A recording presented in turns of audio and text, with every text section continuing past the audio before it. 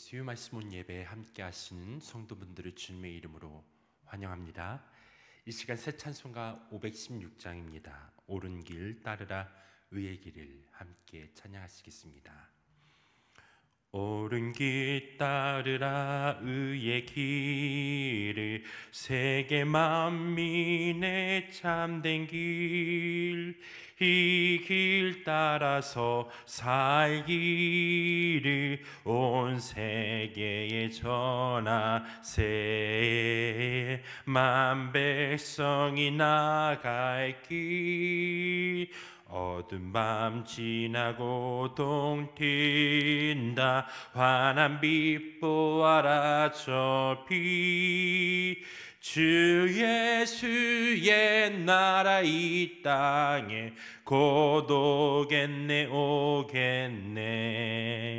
주 예수 따르라 승리의 주, 세계 만민이 나갈 길과 진리요 참 생명, 내 창검을 부수고 다 따르라 화평왕. 어두운 밤 지나고 동 튄다. 환한 빛 보아라 저 빛, 주 예수의 나라 이 땅에 곧 오겠네 오겠네.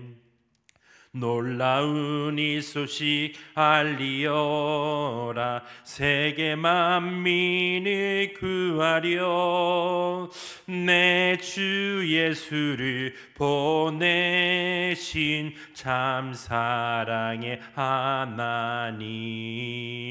만 백성이 따를 길, 어두운 밤 지나고 동 튄다. 환한 빛 보아라 저 빛, 주 예수의 나라 이 땅에 곧 오겠네 오겠네.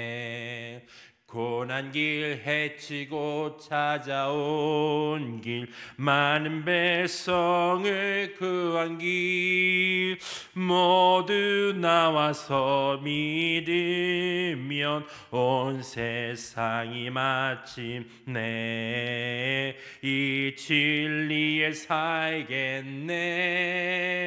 어두운 밤 지나고 동 튄다. 환한 빛 보아라 저 빛, 주 예수의 나라 이 땅에 곧 오겠네 오겠네. 아멘. 이어서 347장입니다. 허락하신 새 땅에 찬양하시겠습니다. 허락하신 새 땅에 들어가려면 맘의 준비 다하여 힘써 일하세. 여호수아 본받아 앞으로 가세. 우리 거할 처소는 주님 품일세. 시험 환난 당해도 낙심 말고서 맘의 걱정 버리고 힘써 일하세. 여호수아 본받아 앞으로 가세. 우리 거할 처소는 주님 품일세. 앞서 가신 예수님 바라보면서 모두 마음을 합하여 힘써 일하세. 여호수아 본받아 앞으로 가세. 우리 거할 처소는 주님 품이세. 일할 곳이 아직도 많이 있으니 담대하게 나가서 힘써 일하세. 여호수아 본받아 앞으로 가세. 우리 거할 처소는 주님 품이세. 아멘. 하나님, 오늘 찬양의 가사처럼 여호수아가 가나안 땅에 갈 때 우리 하나님을 믿고 강하고 담대한 마음으로 주님께 주신 땅을 정복하며 하나님 나라를 이뤄가는 것들을 우리가 또한 알고 있습니다. 하나님, 이 시간 하나님의 백성들이 하나님의 말씀을 듣고 강하고 담대하게 일어나 우리에게 주신 분기 가운데서 아름다운 열매를 맺어가게 하시고 주님과 함께 동행하며 믿음의 주 온전케 하신 주님께서 우리를 일으켜 세우실 뿐만 아니라 이 땅에서 하나님 나라의 주의 뜻을 이뤄가는 그러한 하나님의 자녀들로 나아갈 수 있도록 은혜를 허락하여 주옵소서. 하나님, 목사님께서 말씀 전하실 때 성령의 기름 부으시고 말씀을 통해서 우리 각 사람이 그리스도의 제자로서 구비되며 주님께 영광 돌리는 삶 될 수 있도록 성령님 함께하여 주옵소서. 이 시간 주님 앞에 의탁합니다. 예수님의 이름으로 기도했습니다. 아멘. 할렐루야. 오늘 설날 말씀원 예배 함께 수요 예배 말씀원 예배 시간을 함께 할 텐데요. 지난주에 이어서 제자 훈련이란 특별히 제자 훈련의 방향성에 대해서 함께 나누도록 하겠습니다. 설날인데 주님께 주시는 은혜와 은총의 그런 시즌이 우리 삶과 우리 가정 가운데 교회 가운데 함께 하기를 축복합니다. 오늘 주시는 말씀은 마태복음 28장 19절에서 20절의 말씀입니다. 함께 읽어보겠습니다.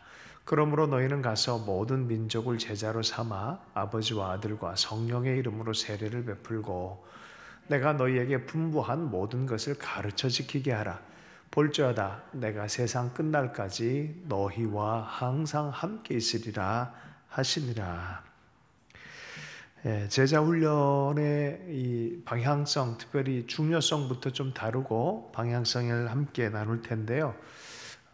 저는 대학생 때 이 제자 훈련에 대한 가르침을 받고 나서 굉장히 마음이 뜨거워졌습니다. 주님께서 세상을 이렇게 사람과 사람 사이에서 바꾸어 가시는구나. 주님의 전략이 느린 것 같지만 가장 강력한 전략이 바로 이 제자 훈련이구나.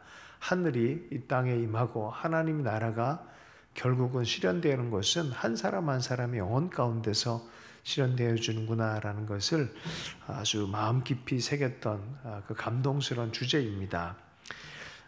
제자 훈련에 대해서 주님께서는 주목하시고 주님의 공생의 전체가 12명의 제자, 12제자라고 하죠. 제자를 삼는 것이 자신의 사명에 정말 이 마지막 고울처럼 애를 쓰셨습니다. 예수님의 사역은 예수님의 제자 사역의 이 제자 사역이 핵심과 본질이라고 말할 수 있겠습니다. 이것은 어떤 교회의 성장을 위한 프로그램이 아니고 정말 예수님의 사역, 구원 사역, 하나님 나라의 사역의 가장 핵심이 바로 제자 사역이다라는 것입니다. 너무나 중요한 것이에요.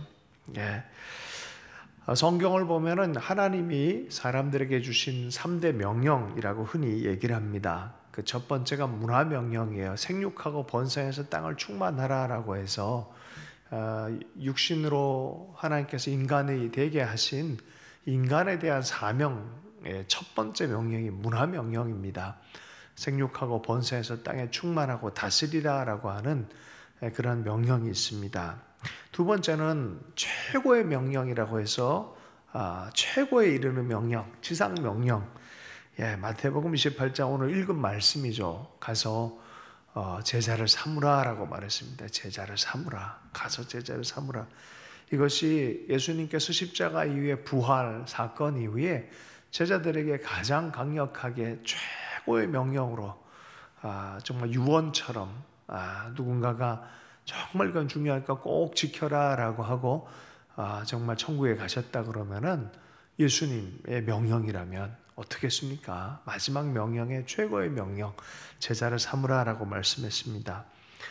존재적으로는 하나님을 사랑하고 사람을 사랑하는 계명을 지키라라는 대계명이 있어요. 이 세 가지가 문화명령, 지상명령, 대계명, 이 세 가지가 하나님의 명령입니다.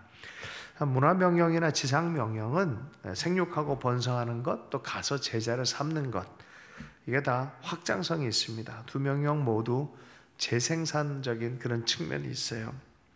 재생산이 없는 사역은 결국 시간이 지나면 시들어 버립니다. 인구가 절반으로 되어지는 국가를 예상한다 그러면 한국, 대한민국이 앞으로 그런 예상이 됩니다. 그래서 인구 소멸로 멸망한다라고 얘기를 했습니다. 그럼 교회도 영적인 하나님의 사람을 길러내지 못하면 그렇게 될 겁니다. 유럽의 교회들이 퍼브 레스토랑으로 변하고 디스코테크로 변한 이유가 바로 그런 이유 아니겠습니까? 제자화는 영적인 재생산에 해당되어집니다. 교회의 가장 기본적 관심과 정책이 되어야 될 부분이기도 하죠. 먼저는 또 교회뿐만이 아니라 이 제자화는 하나님 나라를 위한 가장 중요한 하나님의 포커싱 되어진 주제임과 동시에 교회와 가정을 향한 또 하나님의 뜻이기도 합니다. 사회를 향한 하나님의 뜻이기도 합니다. 가정의 제자화란 또 무슨 뜻이겠습니까? 그런 의미에서 자녀들을 생물학적인 자녀로만 생각하지 말고 바로 그들에게 관여해서 믿음의 유산마저도 잘 물려줘야 될 그런 제자화가 필요한 것이라는 의미 아니겠습니까? 엘리 제사장과 아들들의 양육을 보면은 자녀 양육에는 실패를 했어요. 제사장 선지자들도 종종 자녀 양육에 실패를 많이 합니다. 부모가 본을 보이는 삶을 살지 못하고 자녀 교육의 영적인 교육에 적극적으로 참여하지 않을 때 일어나는 일입니다. 자녀들이 믿음으로부터 떠날 수밖에 없는 것이죠. 생물학적인 자녀인과 동시에 영적인 자녀인 것을 우리 가정은 잊지 말아야 됩니다. 그런 의미에서 아버지, 어머니가 본을 보이며 사랑하고 또 양육하는 것들을, 영적인 양육을 우리가 바르게 해야 되는 것이죠. 가정의 제자화입니다. 교회 안에서도 제자 운동들이 일어나야 됩니다. 삶의 현장에서도 제자 삼는 일들이 계속적으로 일어나야 됩니다. 왜냐하면 예수님 사역이 바로 그 사역이었고, 우리에게 보여준 사역이 그 사역이었고, 또 우리에게도 부탁하는 사역이 바로 이 제자 삼는 사역이기 때문에 그렇습니다. 여러분, 예수님께서는요, 제자 삼으라 명령만 하시질 않고 직접 제자를 삼았고 훈련하는 과정을 우리에게 다 보여주셨어요. 사복음서를 읽다 보면은 예수님께서는 제자를 부르시고 제자를 삼고 그리고 본으로 제자를 어떻게 길러내는지에 대해서도 다 보여주셨습니다. 누가복음 6장 12절에서 13절 예수님의 제자 사역의 특징들이 나타나는데요. 이때 예수께서 기도하시러 산으로 가사 밤이 새도록 하나님께 기도하시고 밝음에 그 제자들을 부르사 그 중에서 12를 택하사 사도라 칭하셨으니, 제자 삼는 사역에 우리에게 교과서 같은 모범을 예수님께서 보여주셨는데요. 예수님처럼 우리도 제자를 삼아야 됩니다. 그 원리들이 있어요. 밤이 맞도록 간절하게 기도하셨어요. 기도를 통하여 하나님이 제자를 인도해 줄 것을 간절히 기도했고, 또 주님이 찾아가서 그런 대상이 누구인지를 찾아가서 콜링을 하세요. 그 많은 수가 아니에요. 그래서 예수님의 제자 훈련의 특징은 첫 번째는 소수에 집중하셨다는 것입니다. 12제자들 보면은 그냥 후보자가 12명에서 12이 아니에요. 그게 기준이 있어요. 사도행전 1장 22절에 항상 우리와 함께 다니던 사람 중에 하나, 이 가룟 유다가 죽고 나서 마띠아가 대신 들어오는데 12제자의 그룹에 들어오는데 그때 조건이 뭐였습니까? 항상 우리와 함께 다니던 사람 중에 하나다. 주님과 항상 함께 주님이 하시는 거 보고 삶으로 배우고 가르침을 듣고 실행하고 예수 그리스도와 함께 생활했던 그들이 자격이 있다는 거예요.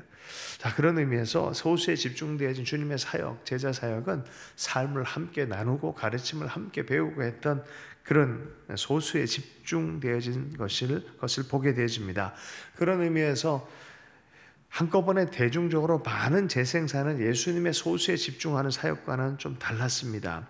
사도 바울도 제자 디모데를 제자 훈련을 시켰죠. 그 제자 삼고 또 제자를 또 만드는 일에 지침을 내렸는데 그것이 디모데후서 2장 2절에 나와 있어요. 또 내가 많은 증인 앞에서 내게 들은 바를 충성된 사람들에게 부탁하라. 그들이 또 다른 사람들을 가르칠 수 있으리라. 충성된 사람 골라서 뽑아서 제자 삼고 또 그가 또 다른 사람을 할 수 있도록 하게끔 만드는 것입니다. 예수님 평생 12명의 제자를 세우셨어요. 남기셨어요. 그런 의미에서 우리도 12명의 삶을 나누고 믿음을 나누고 하나님 나라 꿈을 같이 나누고 함께 삶을 살 수 있는 그런 12명의 제자가 있다면 어쩌면 일생에 성공한 것이 아닌가 하는 생각을 해봅니다. 자, 12명의 소수에 집중했어요. 예수님의 사역은. 두 번째로는 본을 보이셨습니다. 12제자 커리큘럼이 있어서 커리큘럼 끝나서 졸업시켜 준 게 아니라는 것이죠. 성경 공부 프로그램에 맞춰서 제자가 되는 것은 절대 아닙니다. 제 방에 가보면은 제자 훈련 교재라 그래가지고 수백 권이 있어요. 저는 CCC 교재도 했고 IBF 교재도 했고 무엇보다 예수전도단 DTS도 했습니다. 또 수많은 성경 교재 수백 권이 있었습니다. 그 중에 일부가 제 책장에 있는데 그것도 많습니다. 그거 한다고 해서 제자가 되는 건 아니죠. 머리에 이해를 했다고 제자가 된다 그러면 머리 좋은 사람 대부분 다 제자가 됩니다. 그런데 그런 것이 도움은 될지언정 그것이 제자를 만들어내지 못합니다. 철저하게 삶을 공유하고 삶이 변하고 마음이 변하는 것 자체가 제자 훈련에 해당되는 것입니다. 마가복음 3장 14절 말씀이에요. 이에 12를 세우셨으니 이는 자기와 함께 있게 하시고 12제자를 부르셨을 때 첫 번째 목적이 주님과 함께 하는 것입니다.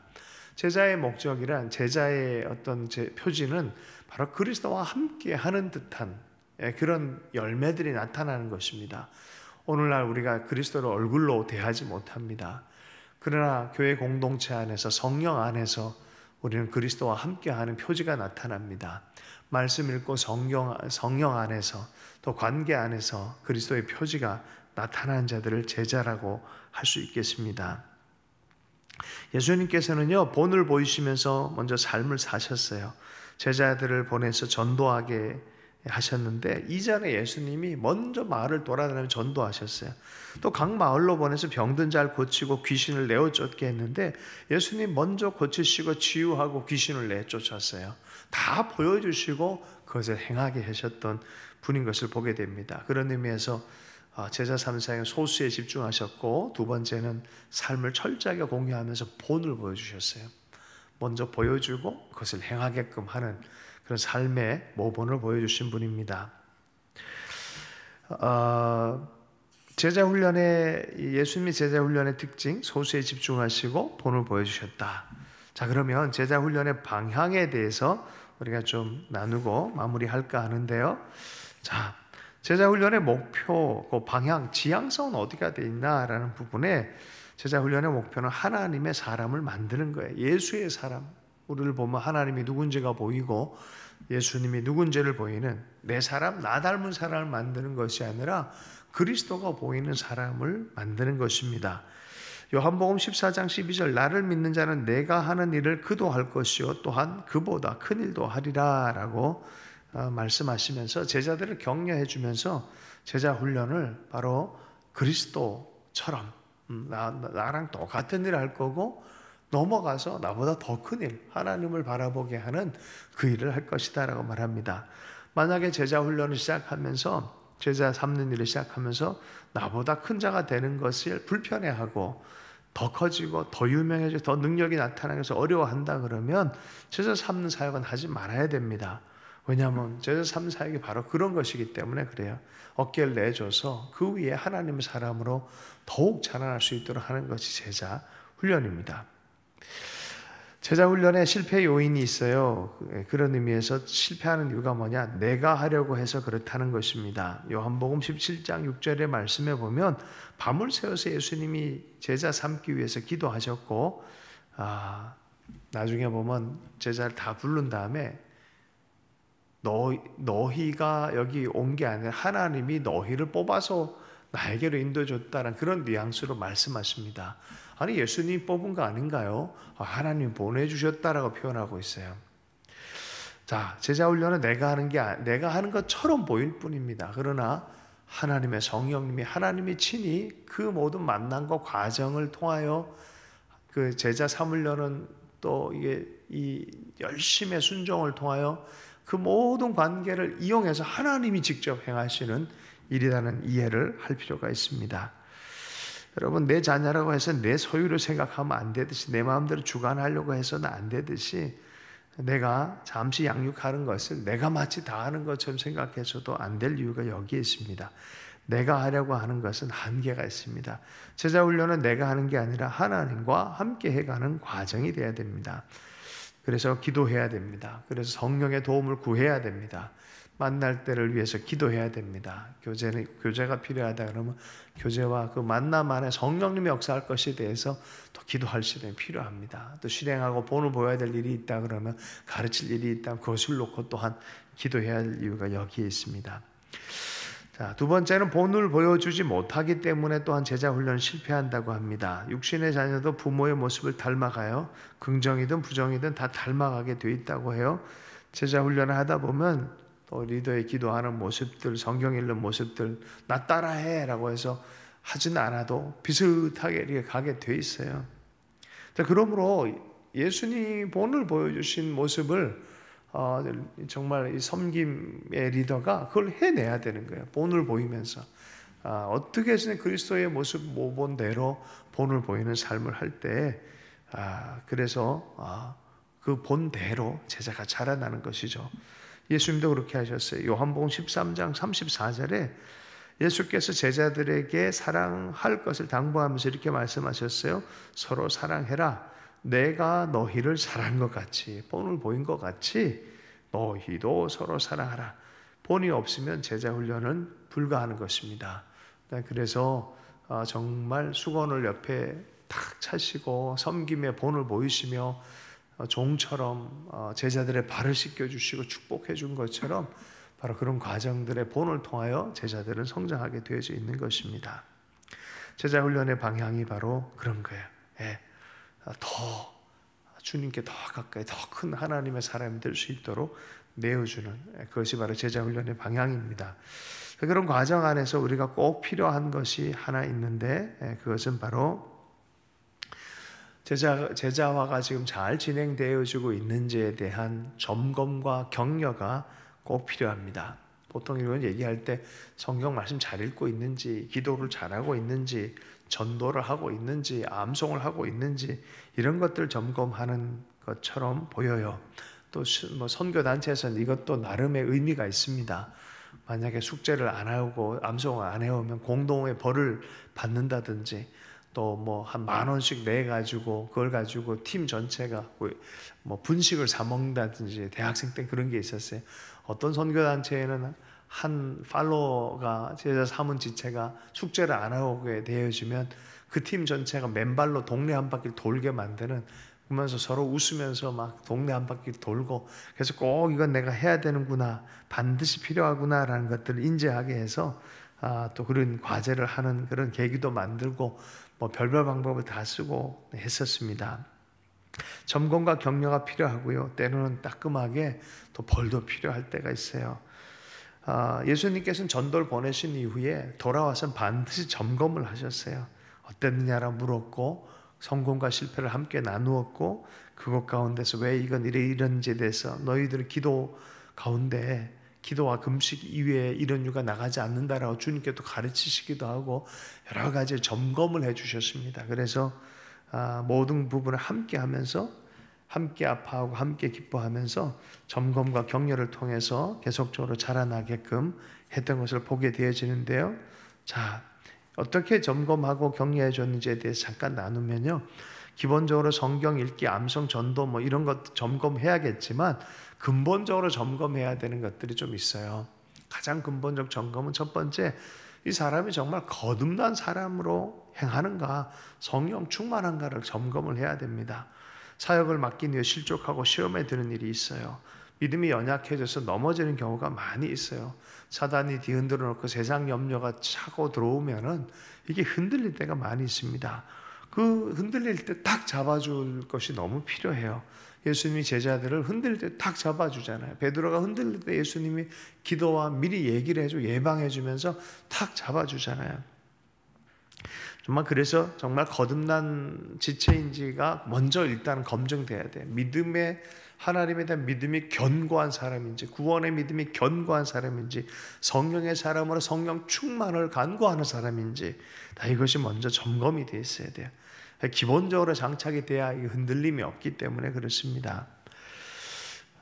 지난주에 충만한 걸로 퉁치면 안 돼요. 오늘 충만하게 살아가고 있는지를 점검해야 됩니다.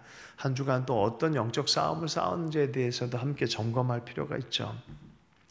제자를 또한 제자들로 하여금 다른 사람들을 제자를 삼도록 격려를 계속해 주어야 돼요. 제자 삼는 사역이 가장 중심 사역이라는 것들을 이해시키면서 너도 그것을 또 했으면 좋겠다라고 격려해 주는 것이 필요합니다. 프로그램 마치면 프로그램 해라 이런 것이 아니라 제자 삼는 삶, 정말 함께 삶을 나누고 하나님께 헌신하고 하나님을 섬기듯이 그 섬겨가는 삶을 통해서 성령이 그 안에서 바꾸는 삶에 대한 그 뜨거운 마음들, 그래서 그 저자 훈련을 삼을 때 디모데에게 바울이 얘기했던 것처럼 너와 똑같이 그런 사람 만나면 계속해서 재생산하는 그런 것에 대해 꿈을 꿔라 라고 말해주는 것이죠. 이것이 또 근본적인 점검 중에 하나입니다. 또 세 번째는 선한 일을 하는지, 선한 성령의 열매를 맺는지 삶의 점검을 이렇게 해줄 필요가 있습니다. 유명한 사역자들이 중간중간에 실족하는 경우가 많아요. 왜 그러냐면 점검해주는 멘토가 없기 때문에 그렇다고 우리는 또 이해할 수 있습니다. 누군가가 와서 삶을 오픈을 하고 그 삶에 대해서 이것은 조금 경계해야 될 부분이다, 격려를 받을 부분 격려받고 더 지지받고 이래야 되는데 어느 순간에 보면은 점검해주는 일들 오픈하는 삶이 없어서 뭐 이미 다 유명해지고 모든 걸 다 이게 열매 맺는다고 겉으로 보이는 사람들이 속으로 그런 점검이 또 스스로가 누군가 나는 이제 더 이상 점검이 필요 없어, 멘토가 필요 없어 라는 그런 교만한 마음 때문에 실족하는 경우가 많아요. 왜냐하면 우리 삶은 그래요. 우리 인생은 조금이라도 주님 바라보지 않고 주변에서 격려하고 위로해주고 힘을 얻고 말씀으로 새로워지지 않으면은 늘 넘어질 수 있다는 걸 격려를 할 필요가 있으며 이해할 필요가 있어요. 경계해야 될 필요가 있습니다. 사회적인 유명세, 사역의 규모가 커질수록 본인 스스로가 점검하는 데 소홀해져요. 나는 원래 잘하고 있다 착각합니다. 바로 이 순간 실족의 위험의 순간입니다. 이게 본인만 넘어지는 것이 아니라 하나님 나라에 큰 손실이 될 때가 많아요. 아픔이 될 때가 많습니다. 그래서 지속적으로 선한 양심으로 선한 일에 열심히 있는지, 성령의 열매를 맺어가고 있는지, 그 보람이 정말 건강한 보람이 있어서 정말 그렇게 살아가도록 격려받는 그런 구조가 되어 있는지, 이런 것들이 살펴지고 격려가 너무나 필요합니다. 이게 근본적인 점검들입니다. 점검과 격려가 멘토링 안에서, 요새 멘토링보다 코치라고 얘기를 하는데 뭐 코치든 멘토링이든 제자 삼는 일이든 이러한 성경적 유기체적인 점검들이 너무 필요합니다. 관계적인 유기체의 점검이 필요합니다. 홀로는 결코 서지 못합니다. 성경은 홀로 사역을 지지하지 않습니다. 예수님도 함께 공동체로 사역을 했고요. 사도 바울도 이 팀으로 함께 사역했던 것들을 우리가 기억합니다. 자, 어떻게 예수님의 제자를 세울 것인가? 오늘 말씀 구절 이제 마무리하면서 시간이 다 되었는데요. 마태복음 28장 18절에서 20절 다시 한번 읽어볼까요? 함께 읽어보겠습니다. 18절부터 시작. 그러므로 너희는 가서 모든 민족을 제자로 삼아 아버지와 아들과 성령의 이름으로 세례를 베풀고 내가 너에게 분부한 모든 것을 가르쳐 지키게 하라. 볼지어다 내가 세상 끝날까지 너희와 항상 함께 있으리라 하시니, 이것을 나중에 좀 더 나누도록 하고 오늘은 마무리하면서 중요한 부분만 짚도록 하겠습니다.